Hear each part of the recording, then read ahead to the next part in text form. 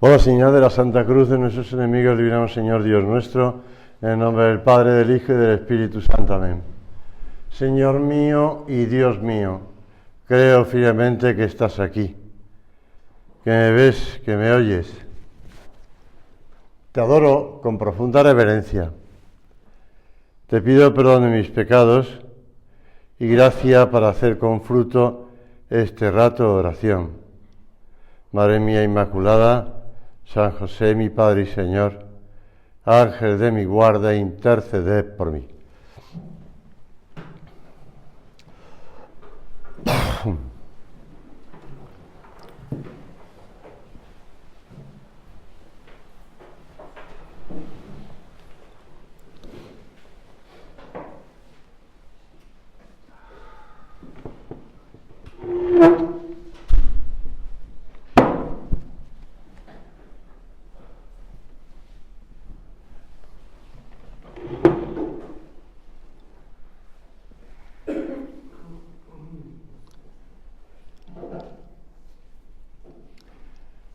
Los salmos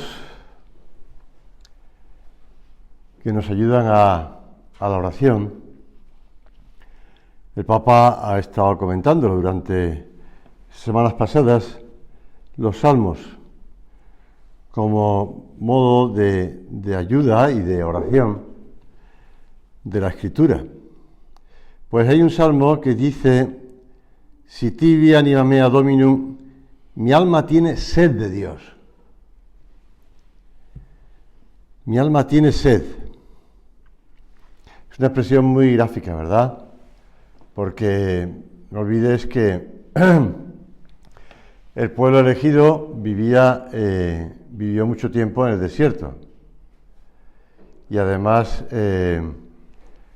pues tuvo que recurrir a Dios para recibir el agua, para que Moisés consiguiera que saliera agua de la roca.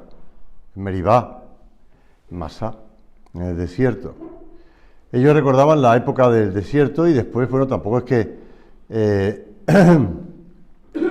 en Tierra Santa ahora mismo, pues hay zonas desérticas. El Señor se retira al desierto a hacer oración. Por tanto, lo de mi alma tiene sed de Dios es algo que ellos entendían enseguida, la sed. Tener sed. Por eso nosotros, al comenzar hoy esta meditación, tenemos que pedirle al Señor, o también fomentarlo nosotros, la oración de deseos.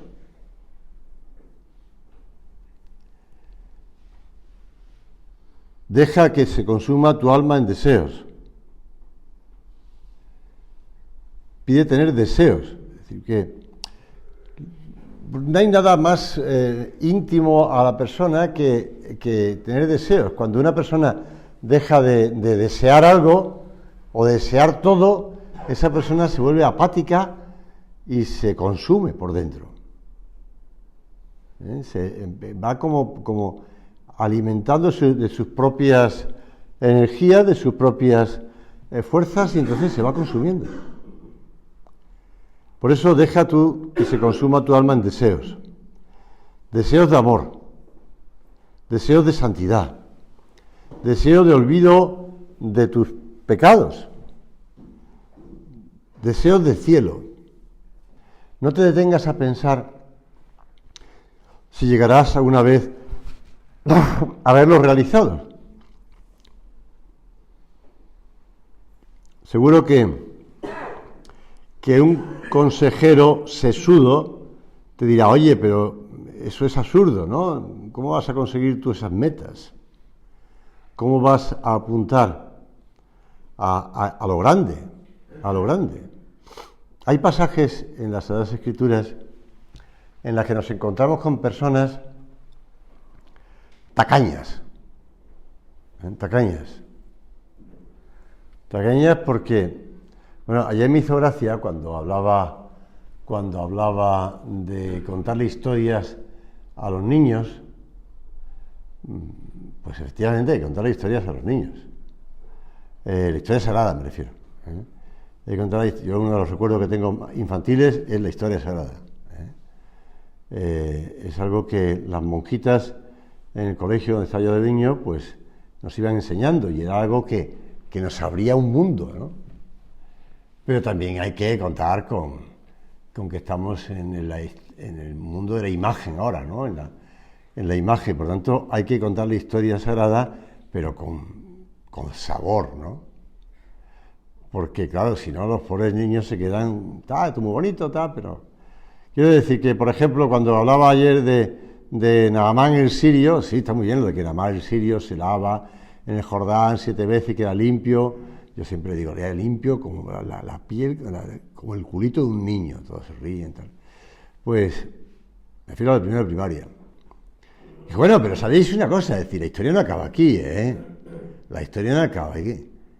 El criado de Eliseo, cuando comprobó que Naamán, que traía un montón de riquezas para dárselo a su jefe, a su profeta, no quiso recibir nada del profeta, esperó que se largara un poco y cuando estaba a pocos kilómetros de distancia, corrió detrás de él y dijo: mi señor se ha arrepentido, que sí, que lo que le dijiste, que sí. Dame esos trajes, dame esas joyas, dame ese oro, dame tal.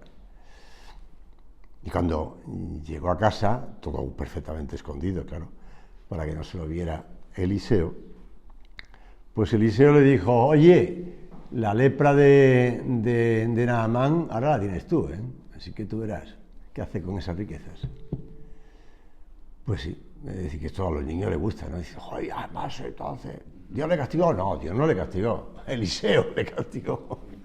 Le castigó su tacañería, su egoísmo, Por eso, como este matrimonio en los Hechos de los Apóstoles, que quieren entregar las cosas a los apóstoles, pero la mitad, ¿no? Menos, un poquito menos, ¿no? Porque, oye, que hay que pensar en el fondo de jubilación. Y, pues, claro, es tacañería. Siempre hay gente tacaña, ¿eh? Siempre hay gente tacaña que dice: oye, tampoco es para tanto, ¿no? No exageres. Vosotros, iba a decir, vosotros los del Opus, es que sois unos exagerados, ¿eh? Tanto rezar, tanto ir a misa, tantos hijos, tanta preocupación por la familia, sois unos exagerados. Y yo, oye, tú y yo, pues somos iguales, ¿eh? Comemos con la misma boca, vemos los mismos ojos y oímos las mismas noticias, ¿no? Es decir, que tampoco es que seamos muy distintos, ¿no? Y eso, pues te vas a encontrar en tu vida gente así. Pero nosotros no podemos dejarnos engañar por esos sesudos consejeros, sino que tenemos que dejarnos aconsejar por el mejor consejero, por el Paráclito, por el abogado, por el Consolador, por el Espíritu Santo. Por eso, acude al Espíritu Santo. El Espíritu Santo dice en la Escritura que le agradan los varones de deseos. Y nuestro Padre habla en surco de deseos operativos, que has de poner en práctica en la tarea cotidiana. Por eso tener deseos de santidad. Deseos de santidad. Deseo, como decía nuestro Padre repetía con frecuencia esas palabras de la Escritura, que él la decía en latín, pero bueno, se traduce: Vultum tum domine requiram. ¿Cuándo veré tu rostro, Señor? Deseos de ver a Dios. Deseos de ver a Dios. Hay una novela que se puso un tiempo de moda, la leían en los clubs, tú vas a cualquier club que tenga ciertos años, y aparece la Dama de Blanco, de Wilkie Collins, ¿no? La Dama de Blanco. Ya una vez a los chavales de sexto les leo una descripción que hace en esa novela. Entonces, me lo voy a inventar más o menos, pero bueno, te lo voy a detallar. Va diciendo, bueno, pues entra en la habitación y al fondo ve una figura femenina con un hermoso talle, con una cabeza muy bien moldeada, con unos movimientos que le están llenando de deseo, de conocerla, de tratarla, de verla. y va describiéndola, y entonces va viendo cómo la mujer se va desenvolviendo en la habitación, y el otro cada vez va acercándose más a ella con ganas de verla, porque le parece la superwoman, ¿no? Y cuando está el clima más alto de la expectación, se gira a ella y dice el libro, y era muy fea. Bueno, pues, es decir, que no nos podemos... el hombre también quiere tener deseo. Nuestro padre tenía deseo no de ver la cara de una mujer, sino deseo de ver el rostro de Cristo. Deseo de ver el rostro de Cristo. En una de sus cartas, nuestro padre,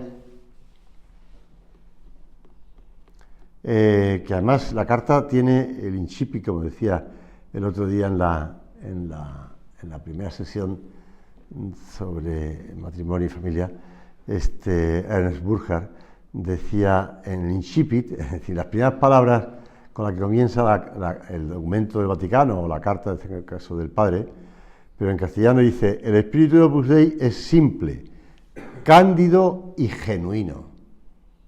Así empieza la carta número 6. El espíritu de Opus Dei es simple, es cándido, es decir, es sencillo y genuino. Es decir, no hay doblez ni engaño. Bueno, pues en esta carta dice, lo que el Señor quiere es que cada uno de vosotros, en las circunstancias concretas de su propia condición en el mundo, procure ser santo. Ec es enim voluntas Dei, santificatio vestra. Esta es la voluntad de Dios, vuestra santificación. Santidad escondida muchas veces sin brillo externo, diaria, heroica. Yo subrayaría lo de santidad escondida muchas veces sin brillo externo, porque uno piensa que lo que está haciendo no es camino de santidad y que no está luchando por la santidad heroicamente, pues porque no tiene brillo externo. Porque, porque no termina de ver las cosas, las supermejoras, ¿no? La ascensión, en plan Red Bull, ¿no? No, pues no lo ve, entonces piensa que no es heroica, pero es heroica. Por eso nuestro padre dice, santidad escondida muchas veces sin brillo externo, diaria, heroica. 2 puntos, para corredimir con Cristo, para salvar con Él las criaturas, para ordenar con Él las cosas humanas. Esa es la meta, eso es lo que queremos hacer, eso es lo que tú quieres hacer porque el Señor te lo está pidiendo, además, y cuentas con toda la ayuda del Señor. Y añade San José María, Dios quiere servirse de vuestra santidad personal, buscada según el espíritu de la obra, para enseñar a todos, de una manera peculiar y sencilla, lo que ya vosotros bien sabéis, que todos los fieles incorporados a Cristo por el bautismo están llamados a buscar la plenitud de vida cristiana.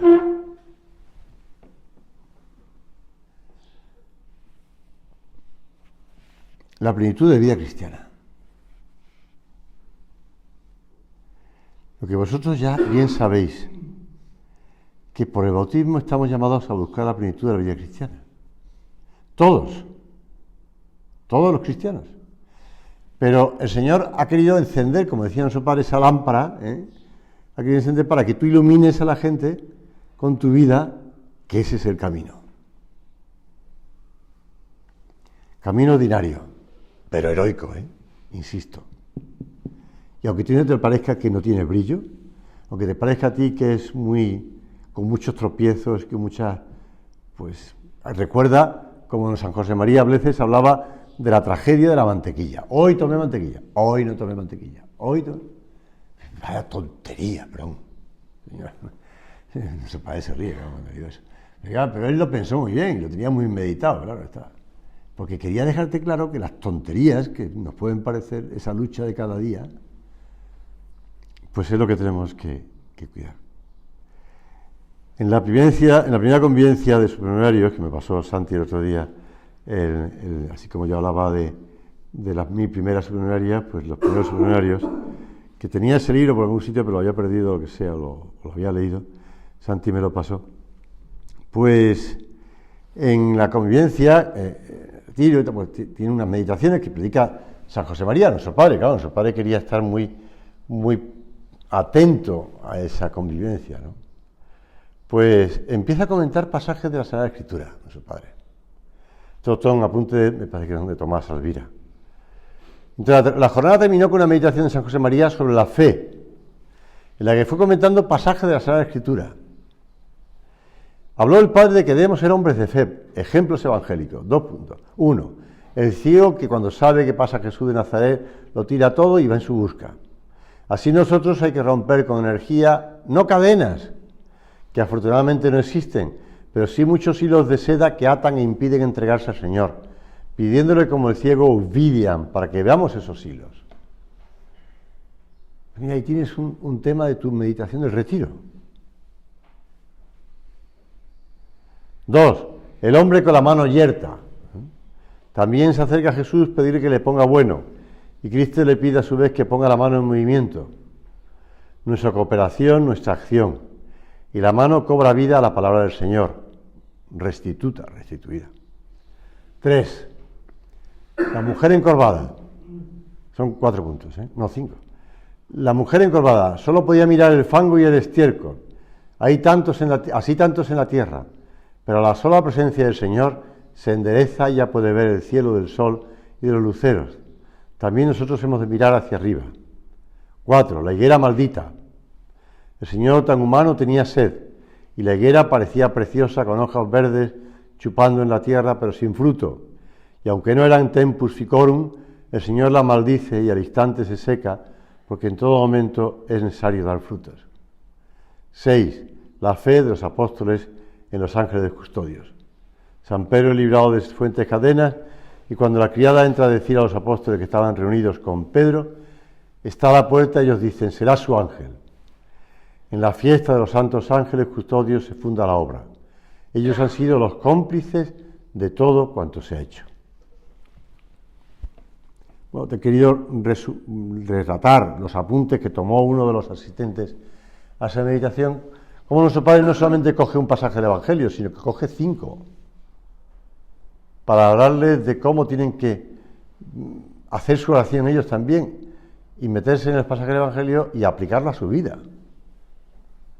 Aplicarlo a su vida en la vida ordinaria, porque claro, es el espíritu del Opus Dei, en la vida ordinaria.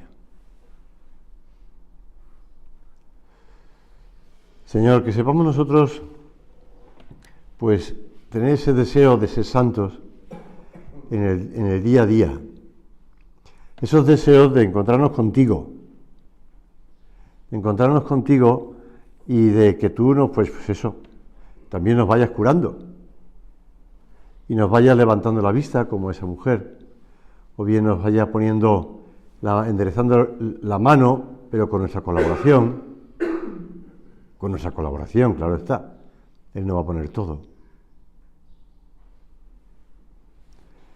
Ayer, preparando la meditación, dije, bueno, pues, afán de santidad, primeros cristianos, voy a buscar alguna anécdota de los primeros cristianos, de la familia de los primeros cristianos. Pero bueno, entre unas cosas y otras no he encontrado yo mucho, estaba un poco espeso. Pero dije, en un momento dado encontré una cosa que me llamó la atención, me hizo mucha gracia. En un libro que va relatando la vida de los primeros cristianos, va relatando también cómo vivían los primeros cristianos.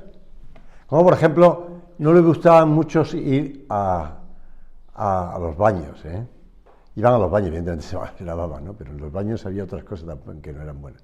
Entonces, no había mucho en los baños. Pero tampoco iban a los juegos, eso sí. A los juegos no, porque además muchos cristianos murieron en los juegos en el Coliseo, ¿no? Pero no les gustaba mucho participar de los juegos de azar y estas cosas. Va relatando cosas, pero también habla de cómo convivían entre ellos y cómo se ayudaban entre ellos y cómo vivían la caridad.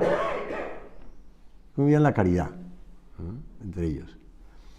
Y dice, tenemos también al menos un testimonio topográfico de la caridad cristiana.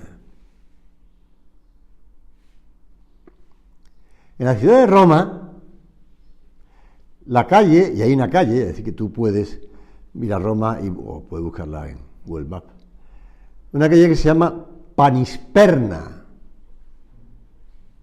es la palabra latina, claro. Recibe este nombre, conservado hoy día, de la antigua comida de caridad que ofrecía una asociación a los pobres. Y le ofrecía, fíjate lo que le ofrecía, señores. Hombre, hay que comprender que no es como el nuestro, lo que le ofrecía. El nuestro es mejor. Ellos, los italianos, no saben mucho de eso, pero bueno, algo ofrecen. Pues se le ofrecía un bocadillo de jamón. De ahí viene el nombre. En latín, panis et pernis. Pernis en latín es jamón. Pues viene el nombre de la calle, panis et pernis, panisperna. Así que también así vivían la caridad los primeros cristianos con la gente que le pasaba necesidad, porque el vulgo en Roma también pasaba mucha necesidad. Te cuento esto también un poco para distraer un poco, para llamar la atención y no seguir con el tema de la meditación, pero sí también para darnos cuenta de que estos convirtieron una cosa muy, muy bonita, que es la caridad, que hoy día se sigue haciendo.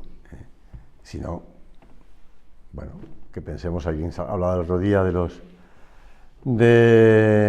preguntaba por los bancos de alimentos. Los bancos de alimentos empezaron por gente, bueno, yo lo he visto empezar en algunas ciudades. Venía alguien y decía, oye, ¿no habrá aquí algún supernumerario que esté jubilado, que conozca el mundo de la empresa, esta cosa, para que ponga en marcha esto? Pues así han empezado los bancos de alimentos. No me atribuyo nada que yo no haya hecho, yo no lo he hecho. Así que lo han hecho los que lo han hecho. Pero bueno, por supuesto Cáritas, por supuesto tal, etcétera, y también lo de las paellas que decíamos a ver, tal. Pero, y muchas más cosas, pues eso ha salido del amor de Dios, de los deseos de santidad, de ayudar a los demás. Que no es solamente rezar, la santidad no es rezar, la santidad es empapar tu vida diaria con la oración. Por eso, Señor, que te busquemos, que te tratemos, que estemos contigo, tratando en el pan y en la palabra, no en el pan y en el jamón como en los bocadillos que daban esta gente, sino en el pan y la palabra, que tratemos en la Eucaristía y en la oración. Santo sin oración, decía nuestro Padre, no creo en esa santidad. Es que es constante la petición de la insistencia de nuestro Padre en enseñarnos a hacer oración. Yo creo que cada vez se publican más libros sobre cómo hacer oración.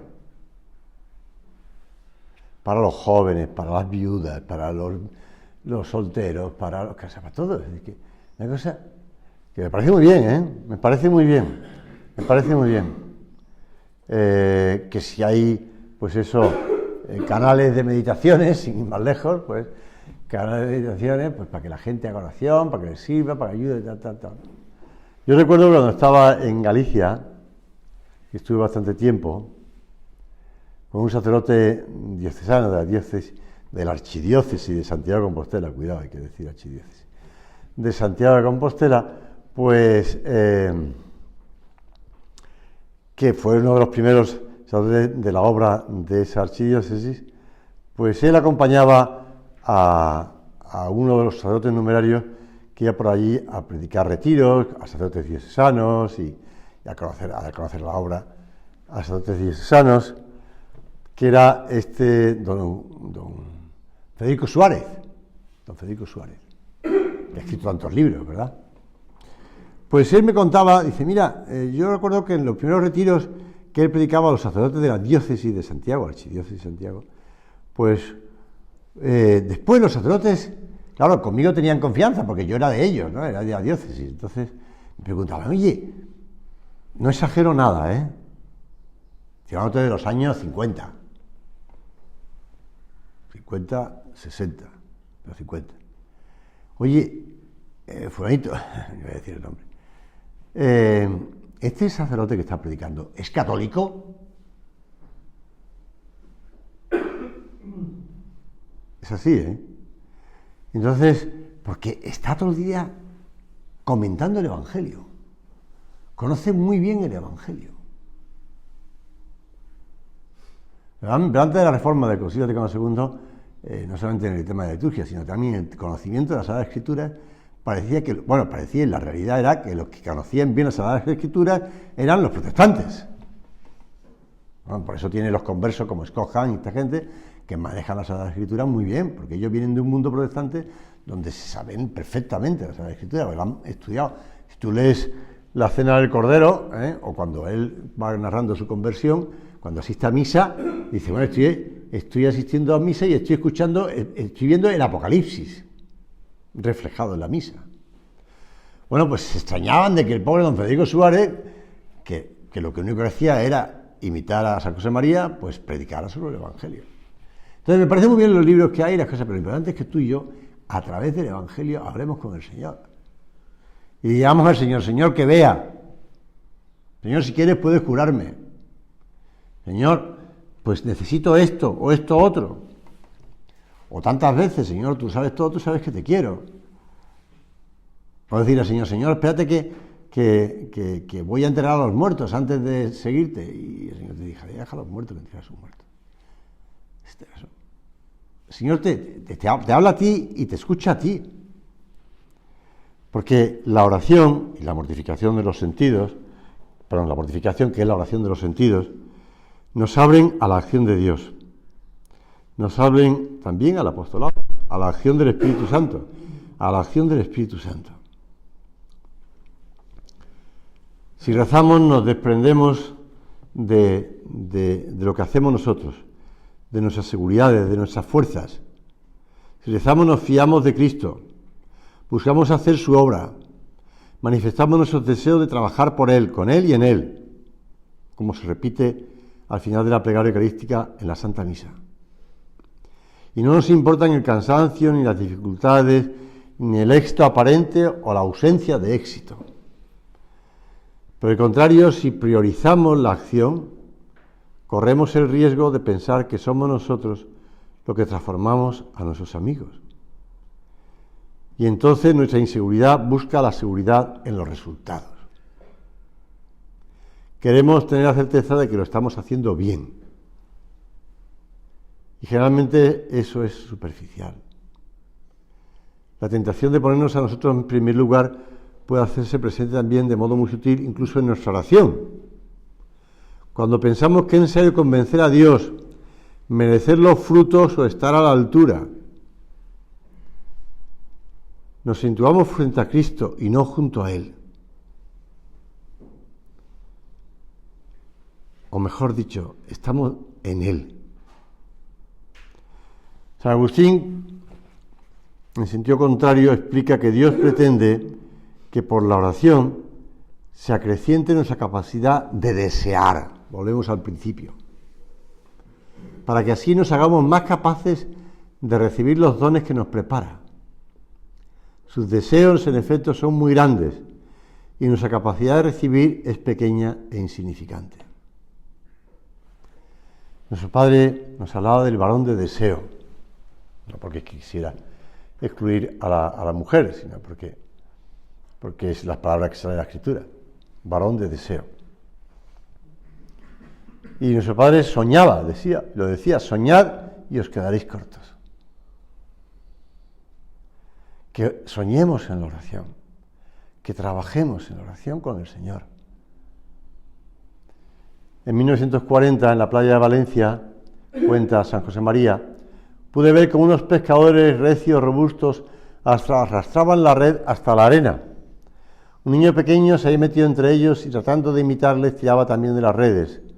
Era un estorbo, pero observé que la rudeza de aquellos hombres de mar se enternecía y no apartaban al pequeñín, dejándole en su ilusión de ayudar en el esfuerzo.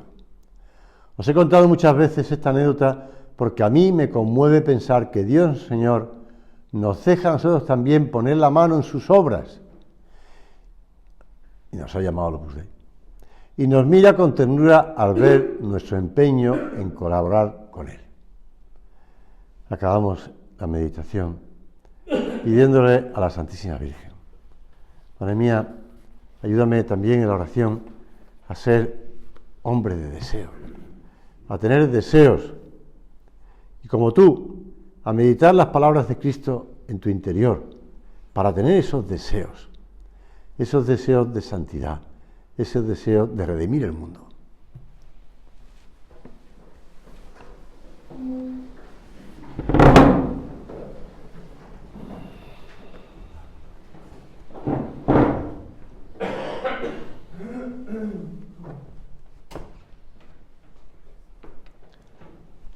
Te doy gracias, Dios mío, por los buenos propósitos, afectos e inspiraciones que me has comunicado en esta meditación. Te pido ayuda para ponerlos por obra. Madre mía Inmaculada, San José, mi Padre y Señor, Ángel de mi guarda, interceded por mí.